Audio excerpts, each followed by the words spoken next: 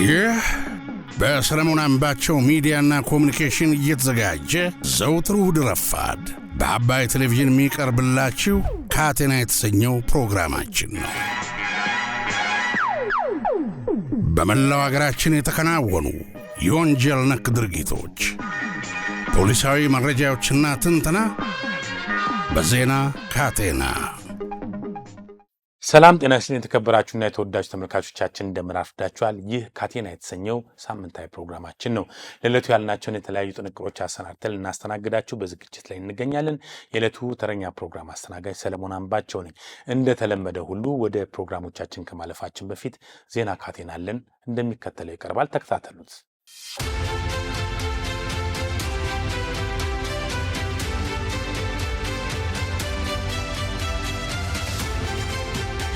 በህገ ወጥ መንገድ ሲዘዋወር የነበረ ከ1 ሚሊዮን ሊትር በላይ ነዳጅ መያዙንና ከህገ ወጥ ድርጊቱ ጋር በተያያዘ በ658 ሰዎች ላይ ህጋዊ እርምጃ መወሰዱን የንግድና ቀጠናዊ ትስስር ሚኒስቴር አስታውቋል። ዝርዝር አለን።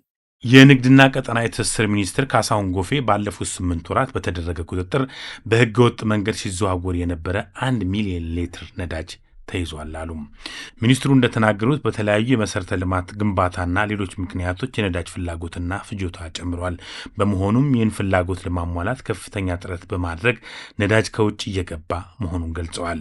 ነዳጅ እንዳይባክንና ለታለመለት ዓላማ እንዲውል ለማስቻል የቁጥጥር ስራ እየተሰራ መሆኑን ጠቅሰው ባለፉት 8 ወራት በተደረገ ቁጥር በህገወጥ መንገድ ሲዘዋወር የነበረ ነዳጅ ተይዟል ብለዋል። ከህገወጥ ድርጊቱም ጋር በተያያዘ በ658 ሰዎች ላይ ህጋዊ እርምጃ መወሰዱን ሚኒስትሩ ጨምረው አብራርተዋል። በነዳጅ አቅርቦትና ስርጭት በኩል ያሉ ህገወጥነትን ከመከላከል ጎን ለጎን የነዳጅ አጠቃቀምን በተመለከተ የተወሰኑ ልዩ ውሳኔዎች መተግበር እንደሚገባቸውም አሳስበዋል።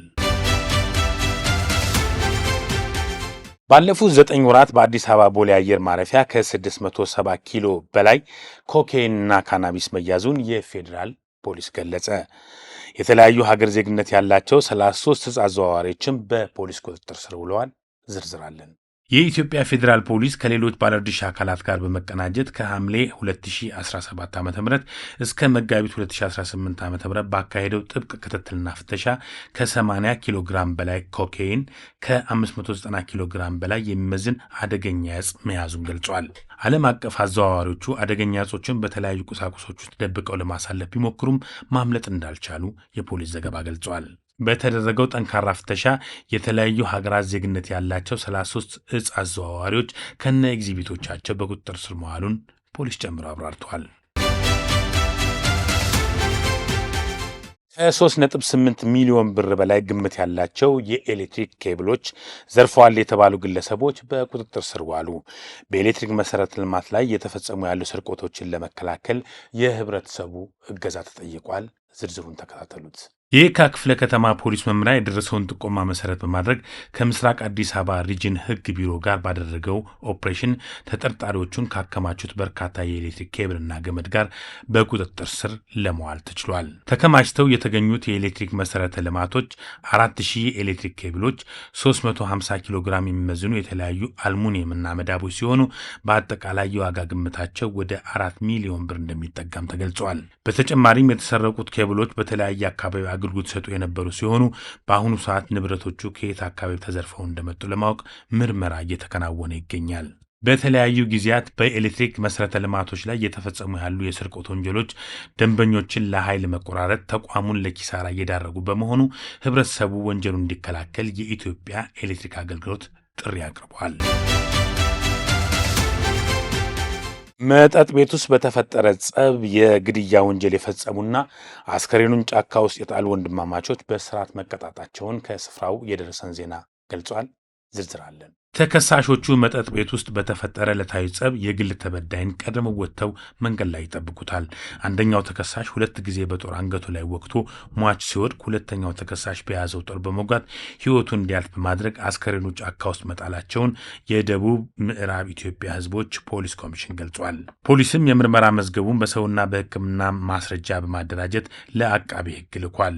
የካፋ ዞን ከፍተኛ ፍርድ ቤትም ከአቃቤ ሕግ የደረሰውን የክስ መዝገብ ግራቀኙን አከራክሮ ሁለቱ ተከሳሾች እያንዳንዳቸው በ15 ዓመት ጽኑ እስራት እንዲቀጡ ወስኖባቸዋል።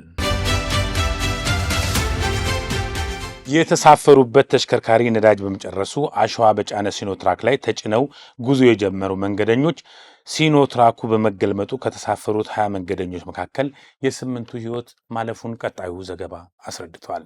በቄለም ወለጋ ዞን ከ20 በላይ የሚሆኑ መንገደኞች በአንድ የህዝብ ማመላለሻ ዶልፊን ተሳፍረው ሲጓዙ ተሽከርካሪው መንገድ ላይ ነዳጅ በመጨረሱ ተሳፋሪዎቹ አሸዋ በጫነ ሲኖትራክ ላይ ተሳፍረው ለመጓዝ ይገደዳሉ። ከ20 በላይ ተጓዦችን በጫነው አሸዋ ላይ አሳፍሮ ሲጓዝ የነበረው ሲኖትራክን በመገልበጡ የ8 ሰዎች ሕይወት ወዲያውኑ ሲያልፍ በ12 ሰዎች ላይ ከባድ የመቁሰል አደጋ መድረሱን ከዞኑ የደረሰን ዜና ገልጿል።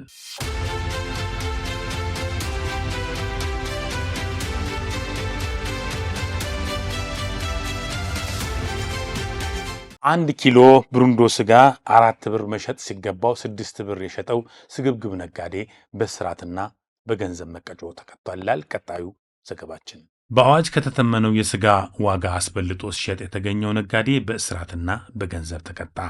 ተከሳሹ በአንድ ስጋ ቤት ውስጥ ተቀጥሮ ሲሰራ መንግስት የአሻጥረኛ ነጋዴዎችን ብዝበዛ ለመቆጣጠር ያወጣውን የዋጋ ተመን ደንብ በመተላለፍ ሆን ብሎ ግላዊ ጥቅሙን በመሻትና ህብረተሰቡን ለመበዝበዝ አቅዶ በመነሳት በ4 ብር መሸጥ የሚገባውን 1 ኪሎ ስጋ 2 ብር ጨምሮ በ6 ብር መሸጡን ለፖሊስ በደረሰው ጥቆማ ወዲያውኑ ነጋዴው እጅ ከፍንጅ ተይዟል።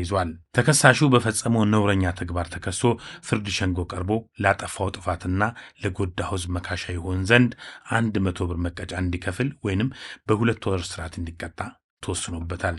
ተከሳሹ የትኛውን ቅጣት እንደመረጠ ግን ፖሊስና እርምጃው አልገለጸም።